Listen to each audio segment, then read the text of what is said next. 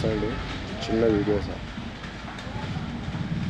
జమ్మైస్ కర్నూలు జిల్లా పత్తికొండ తాలూకు తిగ్గుల మండలం పగట్రాయి గ్రామం అండి. జొన్నగిరి అంటున్నారు కదా, గోల్డ్ మైనింగ్.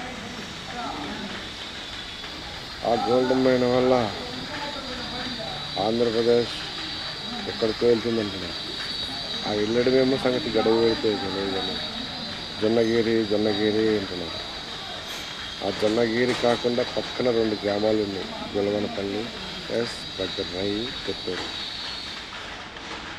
ఏ ఒక్కరైనా అతను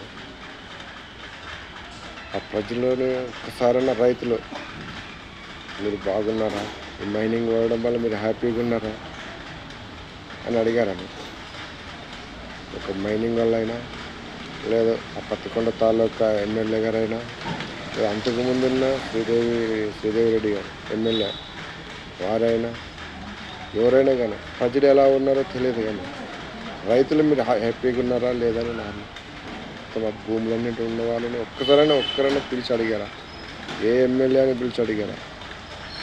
ఎవరు అడగట్లేదు సార్.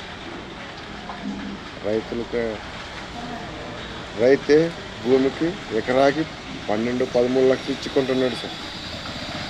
మైనింగ్ వాళ్ళు, గోల్డ్ మైనింగ్ వాళ్ళు వచ్చినారు. గవర్నమెంట్ అడుగుతున్నది ఓన్లీ 8,50,000, 8 లక్షలు.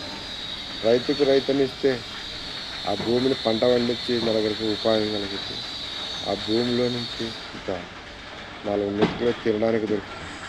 ఆ గోల్డ్ మైనింగ్కి ఇస్తే ఆ తినే 4 మెతుకులు నోట్లోకి పోయే 4 మెతుకులు మొత్తం కనుమరుగైపోతుంది.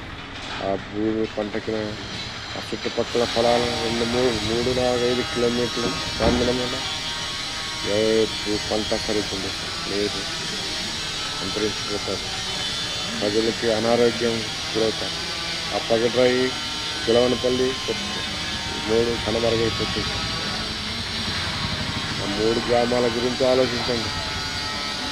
ఆ 4 గ్రామాలను ఆలోచించండి. అటువంటి అపాయంకరం అయిపోకుండా